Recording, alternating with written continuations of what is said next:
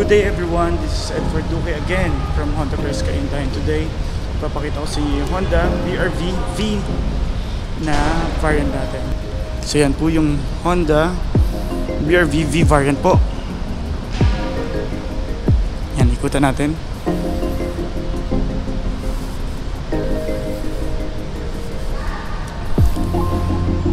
So yun, ang ano natin is sino bang model ng Honda yung pinaka affordable na 7-seater, which is ito nga, si Honda BR-V.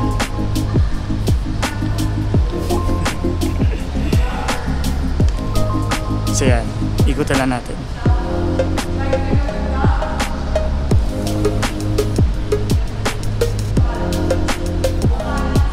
So yan, ito yung V variant natin, V variant na Honda BR-V. Yan. So ito yung 7-seater natin. Ito yung mid variant natin ng Honda BR-V. So itong Honda BR-V na to, yung SRP niya is 1,290,000 and ang kulay nito is yung Meteoroid Gray. Yan yung niya. So ito yung second generation ng Honda BR-V. So mag-start tayo dito sa ano natin, sa front. So sa front design natin, ang una nating titingnan is ito, makikita. Ang headlights natin is LED combination siya dahil bulb pa lang po yung pinaka ano natin, corner lights natin or signal lights with TRL po. The next is yung ano natin, tong grills. Yung grills natin chrome with matte black po. Matte black yung pinaka-base niya. Yung chrome niya magmula dyan, diretso yan dito. And then yung fog lights po. Next is yung fog lights. Yung fog lights natin sa LED na rin. And then for the V and VX variant po, meron siyang silver dito sa pinaka-chin niya. Yun yung difference nila from the S and the manual variants. Then yung engine po niya is 1.5 engine CVT, horsepower is 121. Yan. Then itong variant po na ito is wala po siyang Honda Sensing. Then sa sides natin, check natin. Sa sides is, una is itong mags. So yung mags natin is 17 inches na mags. 5 studs na po siya. And kung hindi nyo po na itatanong, ito pong BR-V is SUV na po siya. Then itong side seal, silver ulit. Yan, wala po yan for the S. Then next is ito, yung signal lights natin, integrated na po sa pupula natin is retractable na siya. Then sa handles, chrome. Smart entry po.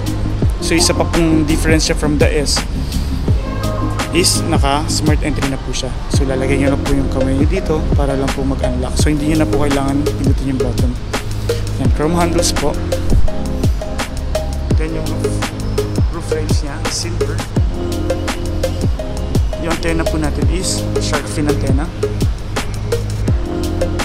Yung front brake po natin is ventilated disc brake. And sa likod po natin is drum brake lang po. Yeah. Then sa likod po, LED combination din po yung taillight. Yan, ito po yung LED. Tapos ito po is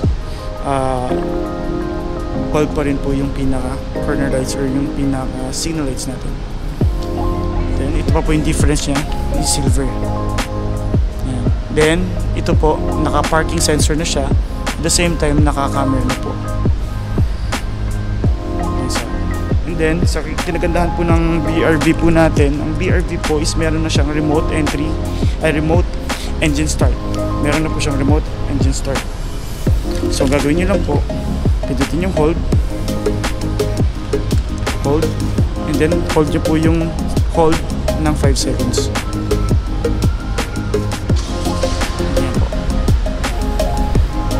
Para saan po yun? Para po pag nasa open area po kayo ng ng parking at mainit yung loob para po ma-cool down. Sa purpose po talaga niya, ayan, para po nakabukas po yung aircon para lumamig yung ano natin, yung kotse. Then for safety po, pag hinawakan nyo po yung pinaka-drive nyo, yan po, mamamatay po yung engine. So safety features mo na yan. So yun, yung pinaka loob po niya. So ano pa pong difference siya for the S variant? Sa S variant po, hindi pa po naka-leather dito and wala po yung mga silver niyan. Plain black lang po siya. Then also the tweeters, wala po siya for the S variant. Yan, leather. Then leather seats. Then black po yung interior niya. Leather seats, black interior. Syempre pag leather seats po tayo, leather na rin po yung pinaka materials po natin for the leather, for the steering wheel. And dito po sa pinaka shift knob natin na leather din po. So yan, tignan po natin, buksan po natin. Push start na po siya, equip siya ng push start.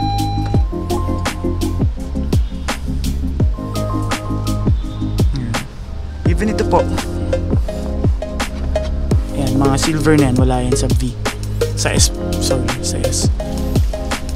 So ito po yung pinaka panel gauge natin. Ito po yung info kung yan, dyan lalabas yung sa mga temperature, yung mga dyan lalabas yung sa gasoline, tapos yung kilometer per liter natin, and kung ano po tayo, yung sa pinaka yung temp sa labas, yan, yung dyan po lalabas.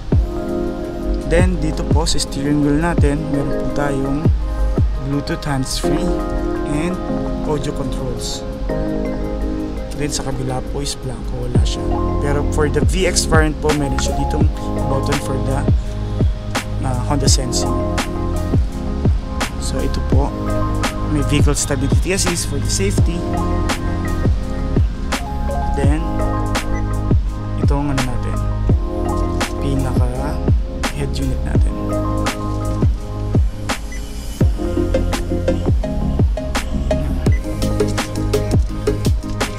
Then meron po tayong mga charger dito. Medyo madilim na lang po, hindi po siya nakikita. Black po yung interior, so napakaganda. Then check po natin yung likod.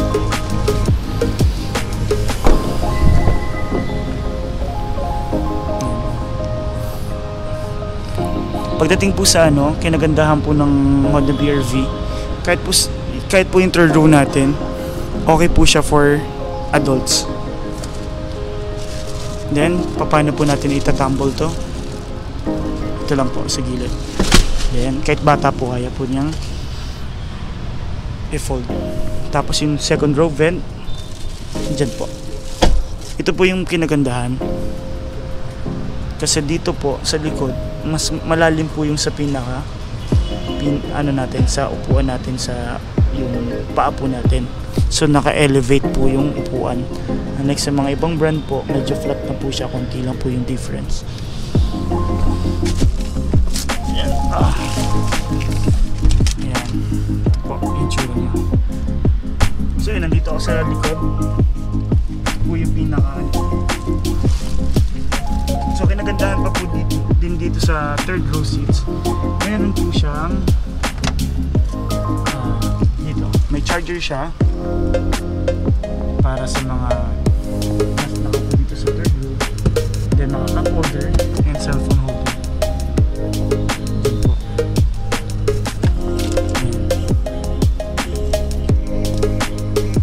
So ito yung tsura niya.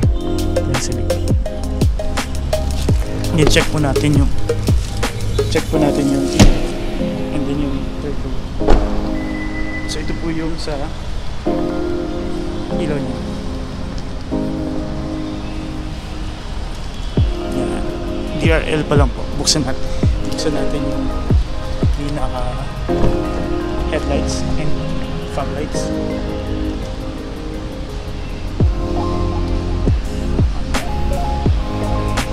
So ito po yung itsura niya pag nakabukas po yung headlights and fog lights.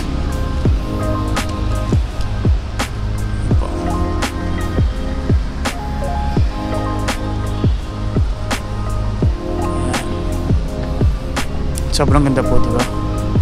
And then, check pa natin yung likod. Check na rin natin yung pati yung hazards.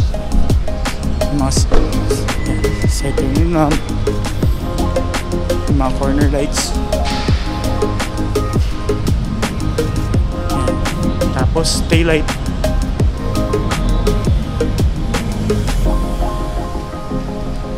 Ang ganda na may linya siya dyan.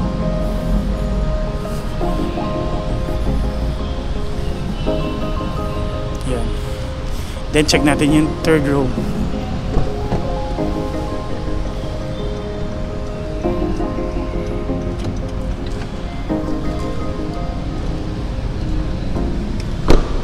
Sa third row, ito po yung differential. Pag wala, yung sa S variant po pala, wala siyang tinatawag na tonneau cover. Ito. Tonneau cover po to. Yung iba po nilalagyan po nila ng parang mga organizer dito. Ito po, purpose po niya para maging flat. Yan, para maging flat siya dito. Tapos ito, mapo-fold po niya. Foldable po yung foldable po yan for 50-50. Tapos 60-40 po dito sa likod. Tapos pag finold nyo po yan lahat, naka-flat po siya, equivalent to 1,000 liters po. Sobrang laki po ng space niya. Pero pag ganito po, nasa 200 lang po. Pero napakalaki din po ng, malaki po yung ano natin. Pwede natin ilagay. Then mga tools nandito po sa likod. Spare tire niya nandito sa ilalim. Nandiyan po.